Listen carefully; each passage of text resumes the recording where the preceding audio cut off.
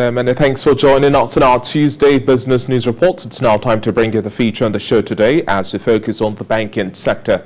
Now, the aggregate non-performing loans of 9 banks increased to 814.08 billion naira in the year 2021, representing a 3.16% increase from the 789.14 billion naira, which was reported in 2020. Now, according to reports from the 9 banks, which include Access Holdings PLC, Zenith Bank PLC, Wema Bank PLC, FCMB Group, Union Bank of Africa PLC, and Stanbic IBTC Holdings, others are Guarantee Trust Holding PLC, United Bank for Africa, and EcoBank Nigeria. However, now with the banking sector's non-performing loan ratio closing last year at 4.85%, some of the 9 banks remain within the 5% non-performing loan ratio stipulated by the Central Bank of Nigeria. MPC members in the first meeting for the year 2022 also noted the sustained resilience of the banking system following the progressive improvement in non-performing loan ratios from 5.1% in November 2021 to 4.85% by the close of the year in December, a first in a long time. Well, joining me now to discuss this and much more virtually, I have Olusegun Elemo, a public finance and policy analyst. Thank you very much for joining us on the Breakfast Show this morning. Yeah, thank you for having me. Now, we all acknowledge the sustained resilience of the banking sector following the progressive improvement in non-performing loan rates now from 5.1% in November last year to 4.85% by December. This is really a first in a long while, a commendable feat, wouldn't you say?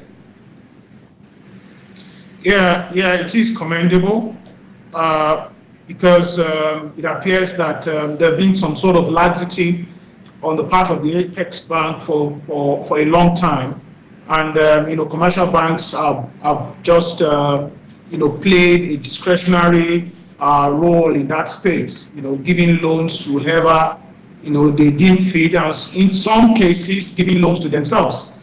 But it was good that the CBN then decided to peg the NPL ratio at 5%.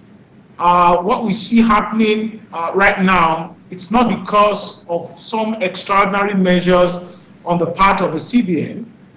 It is just simply because now they are playing some strong oversight, roles, and then putting restrictions, on the ways of commercial banks in awarding loans, giving out loans discretionary. If you ask me, really, it is not because the policy indicators point towards NPL dropping. It is rather because the CBN decided to peg the NPL ratio for commercial banks at 5%. And if it then pegged it at 5%, it means that banks really have to do lower than 5%. And that's why you saw the ratio dropping to 4.9% thereabout. Really, what are the causes of NPL rising?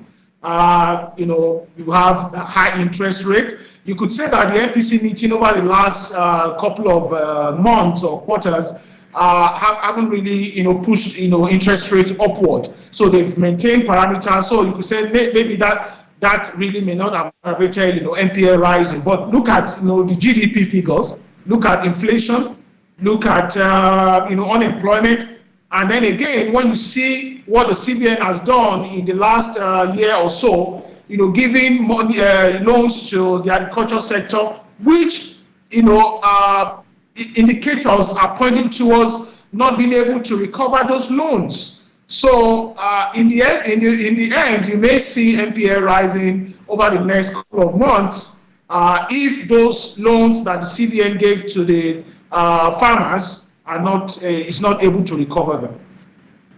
The bank's credit to the private sector rise 4.2%. This has also hit 36.9 trillion naira, and also credit to the government. We saw a rise of about 22.5% to hit 16.3 trillion naira in the first quarter of this year. But how critical would you say it is to broaden access to credit? You've made mention of interest rate. Address these issues around interest rates, which are a major challenge for most MSMEs in the country. These are critical engines of the economy, yet it's quite difficult to access funds. We have the likes of the Bank of Industry, but there's the sentiment whereby it's not easy to get funding from that as well. Well, it appears that the priority of the Apex Bank is sort of, I wouldn't know how to describe it, because when you look at the facility given to banks rising to, there's an upward rise of about 4.2%, and then when you look at the credit given to government at about 22.5%, then it kind of gives you an indication of where the priority of the Apex Bank lies and how it intends to stimulate the economy. Yes, fine, the central bank has a role to play in providing ways and means lending to government. But even at that, there is limit to how much central bank can, give to government in terms of credit.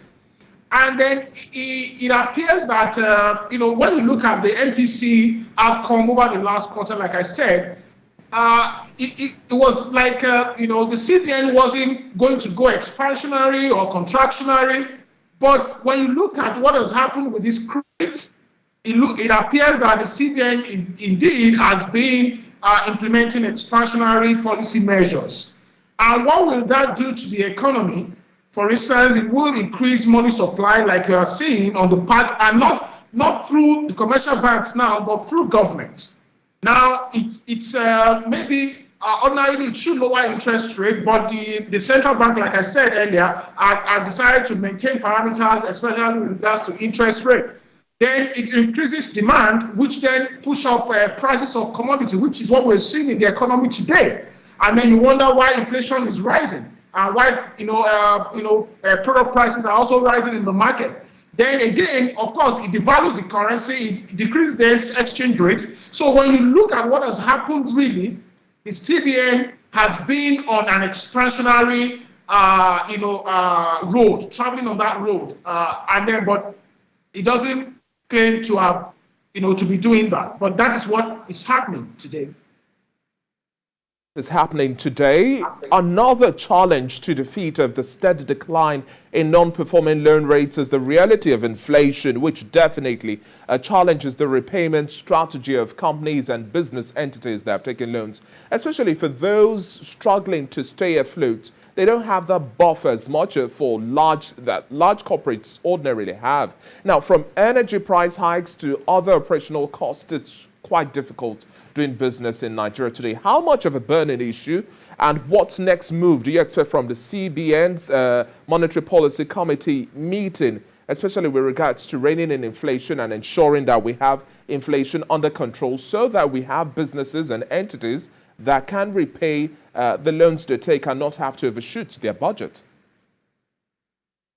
Well, it's really going to be a big challenge. And you could see that, for instance, look at the aviation sector. There's complaint here and there on the price of Jet A1, and then even look at the, even the real sector. Look at even the manufacturing sector. The manufacturers are complaining on the cost of operation, and then government is still subsidizing PMS because if government decides to take away some PMS, the ripple effect on the economy is going to be huge. And that is to say, much of the businesses, SMEs, rely on alternative energy to be able to continue to operate. Now, in terms of how that will impact NPL, it is certainly going to impact it. And then again, is what I mentioned earlier, some of the loans that the government, CBN itself, are given to farmers. I'm not sure the CBN will be able, to really recover, if at all, maybe everything that, all the credit facilities that are given to farmers. And then again, even the private sector players, how, the current issues, economic issues is going to play out and affect their loan repayment strategy. Yes, it's going to, but for LPC, what I would expect is that they should cut down on the ways and means lending to government. Okay. I think that is what is critical here. If NPC is going to redirect, it should redirect its credit facilities to commercial banks, who will then in turn empower the private sector players to be able to stay properly afloat. I think that's the direction I feel the NPC should travel over the next couple of months ahead. Definitely, credit accessibility is one big element to sustain the stimulus and the momentum we are seeing within the recovery process of the economy. Thank you once again for your time on the Breakfast Show this morning, Olusegun Elemo. We keep our fingers crossed to see the agenda for the CBN's Monetary Policy.